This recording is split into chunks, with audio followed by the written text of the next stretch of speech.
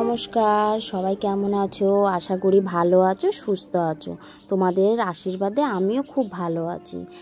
T S family ব্লগে তোমাদের সবাইকে স্বাগত। এই যে সকাল সকাল চা থেকে তোমাদের গুড মর্নিংটা শুরু করে দিলাম। এই যে খাটটা চা করেছি, চা করে সবাই খেয়েছি। সবাই মানে আমি আর হাজব্যান্ড খেয়েছি। তারপরে দেখো খাট গুছিয়েছি। খাটটা প্রথমে ওরকম ছিল, দেখালাম। খাটটা গোছানোর পরে দেখো কেমন লাগছে। খাটটা গোছানো হয়ে গেছে। তারপরে আসলাম, ঘরটা না সকালে ঘুম থেকে উঠে না ঝাড় দিয়ে নিয়েছি। এই জন্য মুছতে একটু দেরি করেই মুছি, কারণ সকালে উঠে ঘরটা ঝাড় দিলে না আমার মনে হয় বাসি ঘরটা আর থাকে না। এই জন্য একটু দেরি করে মুছলেও কোনো সমস্যা নেই। এই জন্য ঘরটা ঝাড় দিয়ে চাটা খেয়ে সব জামা কাপড় ছেড়ে এই যে ঘর মুছতে চলে এসেছি। ঘরটার মোছা হয়ে গেছে। গ্যাসটাও কিন্তু আমি আগেই মুছে নিয়েছি, যেহেতু গ্যাসটা না মুছলে তো আমি চা করতে পারবো না। সারা রাত যেহেতু গ্যাসটা চাপা দেওয়া থাকে, এই জন্য গ্যাসটা মুছে নিয়েছি। তারপরে চলে এসেছি। বাসন মাজাটা তো আজকে তোমাদেরকে দেখাতে পারলাম না, এত রোদ, তাই বাসন মাজাও হয়ে গেছে। মায়ের মেজেছে, আমি ধুয়েছি। সেটা আমার রোজকার ডিউটি। মা কাজ করে অর্ধেক, আমি কাজ করি অর্ধেক। হাতাহাতি কাজ করলে তো আমাদের তাড়াতাড়ি হয়ে যায়। জামা কাপড়গুলো মা ভিজিয়ে মা কেচেছে, আমি ধুয়েছি। একেবারে টোয়া কমপ্লিট করে স্নান করে উঠে চলে এসেছি। আমি কিন্তু নিজে কথা বলছি, কারণ কথা বলতে বলতে পরে শুনি যে আমার পিছনের যে টিভি চলছিল, এই জন্য বাধ্য হয়ে আমার কথার আওয়াজটা বন্ধ করে দিতে হয়েছে। তাই জন্য ভাবলাম তাহলে আমি মুখে ভয়েস দিই। আমি স্নান টান করে পুরো রেডি একদম। সকালে সব কাজ কমপ্লিট করে নিয়েছি। সকালবেলা উঠে তো আমাদের অনেক কাজ থাকে না, সেগুলো তো আমার কমপ্লিট করতে হয়। মা আর আমি দুজনা হাতাহাতি কাজ করে নিই, এই জন্য তাড়াতাড়ি কাজ হয়ে যায়। আর কি বলবো না তোমাদের, এত আমাদের কলপাটটা রোদ না, বলে বোঝাতে পারবো না। এই যে কাচাকুচি করেছিলাম, যেহেতু মা করেছিল আমি ধুয়েছিলাম, সেগুলো মেলে দেওয়া হয়েছে। এই দেখো, আর সব মেলে টেলে দিয়েছি। তারপরে ভাবলাম একটু তোমাদেরকে দেখিয়ে দিই, যেহেতু বাসন মাজাটা দেখিয়েছি, বাসন ধোয়াটা দেখাইনি, এই জন্য মেলে দিয়েছি। তোমাদেরকে একবার দেখিয়ে নিলাম, সঙ্গে থাকো। আজকে খুব রোদ উঠেছে, সকাল থেকে খুব গরম লাগছে। বুঝতেই পেরেছি আজকেও একটু বৃষ্টি হবে, মানে প্রত্যেক দিন ডিউটি হয়ে গেছে এটা। দেখো কেমন আকাশটা মেঘ করে এসছে।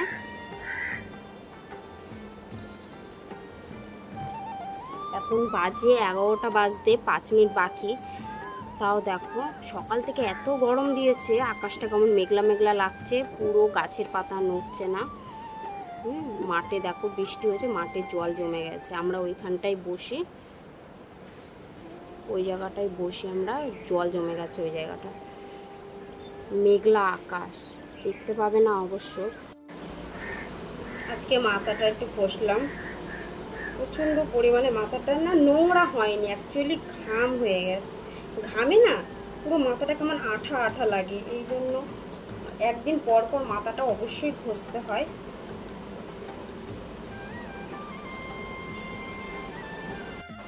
কালকে রাত্রেবেলা মেয়ের জন্য এই যে ডেয়ারি মিল্ক নিয়ে এসছে, তারপরে এই যে এই চকলেটটা নিয়ে এসছে, তারপরে হচ্ছে কাপ নুডলস নিয়ে এসছে,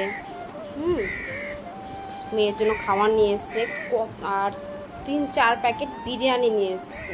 কালকে রাতে অত রাত্রে মেয়ে তো খেয়ে দিয়ে ঘুমিয়ে পড়েছে, কিন্তু খাওয়া যায়। আমি আর ও একটার থেকেই খেয়েছি, এখনও দুটো রয়েছে, 2-3টে প্যাকেট রয়েছে।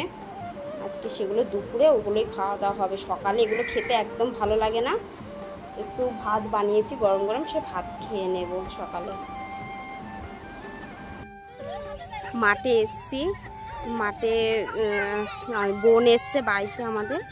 মাঠে বোন বললো যে চল দিদি, যে একটু মাঠ থেকে ঘুরে আসি। আমি বললাম চল তাহলে মাঠে যাই। বোন সব ওখানে গল্প করছে, আমি একটুখানি মাঠে আসলাম, এই সাইডটা আসলাম। এসে একটু ভাবলাম চলো তোমাদেরকে একটু মাঠের পরিবেশটা দেখাই। এই দেখো কি সুন্দর, দেখো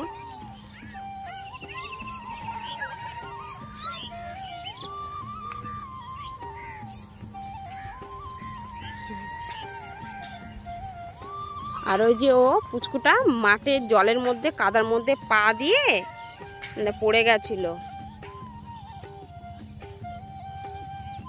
কি অবস্থা, নিয়ে এসে ওদেরকে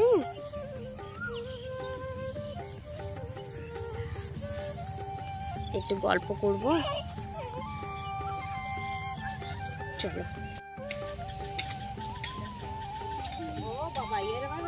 ছবি তুলছে রে বাবা। হ্যাঁ, দেখো ওর বাবা, দেখো কি সুন্দর লাগছে। যে বিকালে মাঠে গেছিলাম, মাঠের থেকে ঘুরে টুরে এসে হাত মুখ ধুয়ে ফ্রেশ হয়ে সন্ধে টন্ধে দিয়ে এই যে রেডি হতে চলে আসলাম। যেহেতু আজকে তো হালখাতা, যেহেতু 2-3টে সোনার দোকান থেকে আমাদের নিমন্ত্রণ করে গেছে, এই জন্য ওখানে যাব। এই যে দিদি, আমি, পিসি, গুবলু, মেয়ে সবাই মিলে একসাথে যাব। আর এই যে ফার্স্ট এই সোনার দোকানটা আগে পড়ছে, যেহেতু এইটা আমাদের পাড়ার মধ্যেই, এই জন্য এটাতে আগে যাব না, যাব হচ্ছে যেটা রোডের ওখানে, সেটা আগে যাব। যেহেতু সব সোনার দোকানে আজকে প্রচণ্ড পরিমাণে ভিড়। এই যে যখন বুদ্ধ পূর্ণিমা, সব সোনার দোকানে যাচ্ছি হালখাতা করতে। দেখো দেখো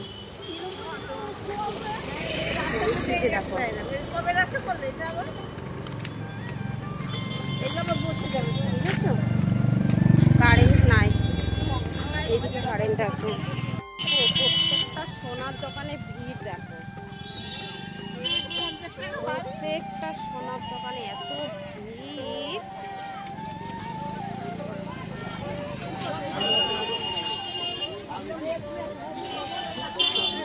যে বলতে বলতে চলে এসেছি এই সোনার দোকানটায়। যেহেতু আগেরগুলো তো দেখালাম, প্রত্যেকটা সোনার দোকানে এত সুন্দর সাজিয়েছে, কি বলবো তোমাদেরকে, খুব পছন্দ হয়েছে। আর দেখো লাইন কাকে বলে, যেমন আইসক্রিমের দোকানের লাইন, মানে আইসক্রিম ওখানে বসেছে সেখানে লাইন, সেখানে এই সোনার দোকানে যারা টাকা দিয়ে মিষ্টি নেবে সেখানে সেরকম লাইন। আর আমি আবার দাঁড়িয়ে দাঁড়িয়ে ভিডিওগুলো করছিলাম, যে আমার এতটাই পছন্দ হয়েছে, কি সুন্দর লাগছে দেখো, আর খুব সুন্দর সাজিয়েছে। আর আইসক্রিম ওখানে এই দেখো, একদম চান্স পাবা না। ওখানে 2বার দাঁড়িয়েছিলাম কিন্তু চান্স পাইনি বলে চলে এসেছি। আইসক্রিম আমার বাবার খাওয়ার দরকার নেই অত ভিড়ের মধ্যে গিয়ে, আর এত গরম, আমার এর থেকে বাইরে থাকাটাই ভালো। পরে পিসি বলছিল চল আইসক্রিম নিবি, আমি বলছি না না একদম দরকার নেই, এখান থেকে নেব না, আমরা ওই দোকান থেকে নেবো। এই দেখো ওই দাদার দোকানে চলে এসেছি কথা বলতে বলতে। এই দোকানটায় আমরা হালখাতা করে আইসক্রিম দিচ্ছে পাশে, ওই দাদাটার কাছে গিয়ে আমি বললাম চলো এবার তো বাড়িতে যাবোই হেঁটে হেঁটে, এবার আইসক্রিমটা নিয়ে নিই। কারণ ওখানে দাঁড়িয়ে মেয়েকে আইসক্রিম দিলাম, আমি আইসক্রিম নিলাম, পিসি টিসি সবাই মিলে, আর আইসক্রিমটা দিচ্ছে দেখো কি সুন্দর করে। এই দেখো আইসক্রিম দিয়েছে, আর একটাতে গেছি তখন আইসক্রিম পাইনি,